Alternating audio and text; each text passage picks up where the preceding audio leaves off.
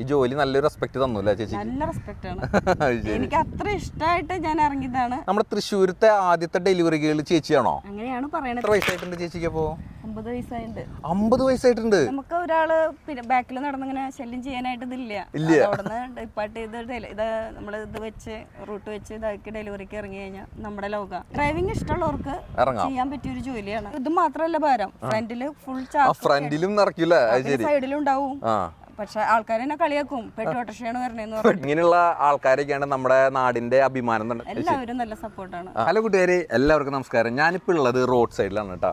അതായത് ഒരുപാട് ജോലികൾ ചെയ്യുന്ന ആൾക്കാരെ നമ്മൾ കണ്ടിട്ടുണ്ട്. അപ്പോൾ ഞാനിന്ന് പരിചയപ്പെടുത്തി തരാൻ പോകുന്ന ഒരാളെന്ന് പറഞ്ഞു കഴിഞ്ഞാൽ, അതായത് ഒരു അമ്മയാണ്, അതായത് കുടുംബനാഥിയാണ്. അപ്പോൾ ആള് വീട്ടിലത്തെ എന്താ പറയുക, വെറുതെ ഇരിക്കാൻ താല്പര്യമില്ലാത്തതുകൊണ്ട് തന്നെ നമുക്കൊരു എന്താ പറയുക, എല്ലാവർക്കും ചെയ്യാനൊക്കെ മടിയുള്ളൊരു ജോലി ചെയ്തിട്ട് വീട്ടിലെ കാര്യങ്ങളൊക്കെ ചെയ്യുന്ന ഒരു ആളെന്ന് പരിചയപ്പെടുത്തി തരാൻ പോകുന്നത്. ആളിപ്പോൾ വരുന്നുണ്ട്. ബാക്കി വിശേഷങ്ങൾ ആളെ നേരിട്ട് കാണുമ്പോൾ തന്നെ നമുക്ക് കാണാം. അപ്പോൾ എല്ലാവർക്കും വീഡിയോയിലേക്ക് സ്വാഗതം. ചേച്ചി ഒന്ന് നിർത്തുമോ? ഒരു മിനിറ്റ്, ആ മാസ്ക് ഒന്ന് വരുമോ? ചേച്ചിനെ കാത്ത് നിൽക്കുക ഞാൻ കുറേ നേരമായിട്ട്. ഇത് മൈക്കൊന്ന് കുത്തിക്കോട്ടെ.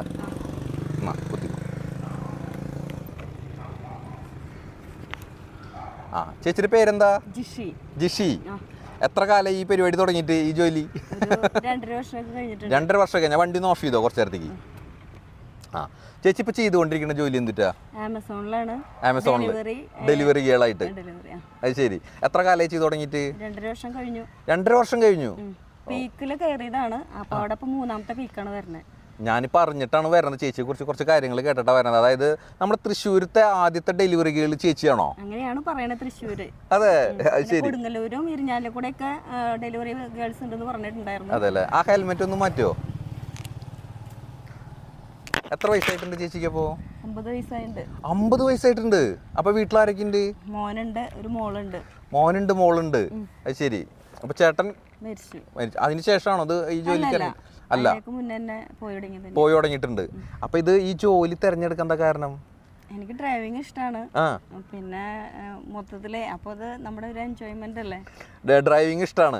പിന്നെ ഈ ഒരു എന്താ പറയാ, വണ്ടിയിൽ ഈ ജോലിയും ഇഷ്ടമാണ്. നമുക്ക് ഒരാള് പിന്നെ ബാക്കിൽ നടന്നിങ്ങനെ ശല്യം ചെയ്യാനായിട്ട് ഇതില്ല. അവിടുന്ന് ഡിപ്പാർട്ട് ചെയ്ത് ഇത് നമ്മള് ഇത് വെച്ച് റൂട്ട് വെച്ച് ഇതാക്കി ഡെലിവറിക്ക് ഇറങ്ങി കഴിഞ്ഞാൽ നമ്മുടെ ലോകം ഇഷ്ടമായിട്ട് ചെയ്യണത് തന്നെയാണ് അല്ലേ? അത്ര ഇഷ്ടമാണ്. ഓ, ആദ്യമായിട്ടാണ് ഇങ്ങനെ ഒരു ജോലി ചെയ്യണതിന് ഇത്ര ഇഷ്ടമുണ്ടെന്ന് പറഞ്ഞത്.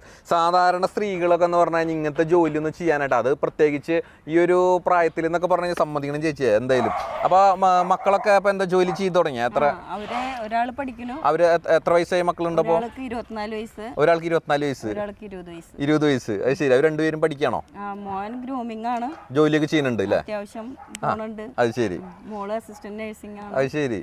ഇത്രയും വലിയ മക്കളുണ്ടായിട്ടും ഈ ചേച്ചി പറഞ്ഞ പോലെ ബൈക്ക് വെച്ച് അങ്ങോട്ട് പിടയ്ക്കണേല്. അപ്പൊ എന്തെങ്കിലും പ്രതിസന്ധികൾ ഉണ്ടായിട്ടുണ്ടോ ഇങ്ങനത്തെ ജോലി ചെയ്യണേല്? എന്തെങ്കിലും കസ്റ്റമറുടെ ഭാഗത്തുനിന്ന് അല്ലെങ്കിൽ റോഡിൽ നിന്നോ? നല്ല സപ്പോർട്ട് ഉണ്ട്. നല്ല സപ്പോർട്ട് ഉണ്ട്. എല്ലാവരും നല്ല സപ്പോർട്ടാണ്. കാരണം ഞാനായിട്ട് ഒരു ചേച്ചി അവിടെ ഉള്ളോ? ശരി. പുതിയൊരു കുട്ടിയും കൂടി വന്നിട്ടുണ്ട്. ചേച്ചീനെ കണ്ടിട്ടാവില്ല വരുന്നത്? അതെ, എന്റെ കൂടെയാണ് ആദ്യം ട്രെയിനിങ്ങിനൊക്കെ വന്നത്. അപ്പൊ ചേച്ചിക്ക് കുഴപ്പമില്ലല്ലോ ചേച്ചി, ഇത് നല്ലൊരു ഇതല്ലേ എന്നൊക്കെ പറഞ്ഞിട്ട് എന്റെ ഈ ഭാരം ഇത് മാത്രല്ല ഭാരം, ഫ്രണ്ടില് ഫുൾ ഫ്രണ്ടിലും നിറയ്ക്കില്ല, സൈഡിലും ഉണ്ടാവും. പക്ഷെ ആൾക്കാർ എന്നെ കളിയാക്കും, പെട്ടോട്ടർഷയാണ് വരണേന്ന് പറഞ്ഞു. കാരണം ഒരു വലിയ വാൻ വരുന്ന അത്ര ഇതില് ഇവിടെ ലോഡൊക്കെ ഉണ്ടാവും. ലോഡ് ഉണ്ടാവും അല്ലേ? എന്നാലും അതൊന്നും വേറെ പ്രശ്നങ്ങളൊന്നും ഇല്ല. വേറെ കുഴപ്പം. ഒരു ദിവസം എത്ര എണ്ണം കൊടുക്കും ഇങ്ങനത്തെ?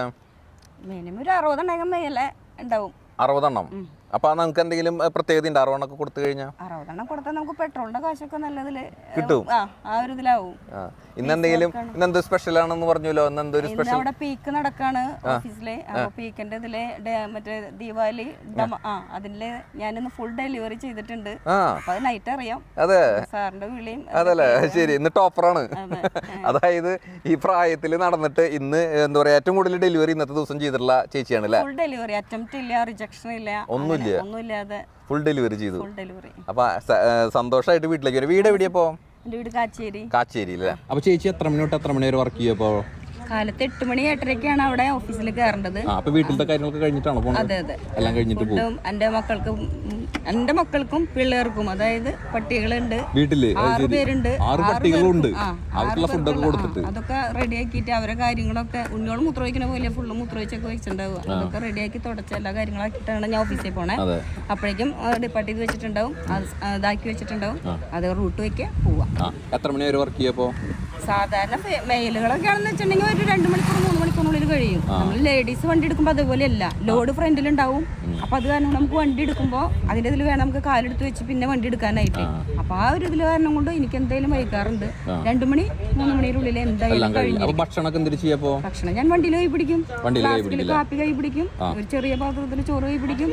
ഏതെങ്കിലും ഒരു തണലത്ത് വണ്ടി നിർത്തും. അല്ലെങ്കിൽ അപ്പൊ കുറെ ആൾക്കാർ പരിചയമുള്ളതുകൊണ്ട് അവര് പറയും ചേച്ചി വീട്ടിൽ കയറി ഇരുന്ന് കഴിച്ചോ, അല്ലെങ്കിൽ അവര് ഭക്ഷണം തരാന്നൊക്കെ പറയും.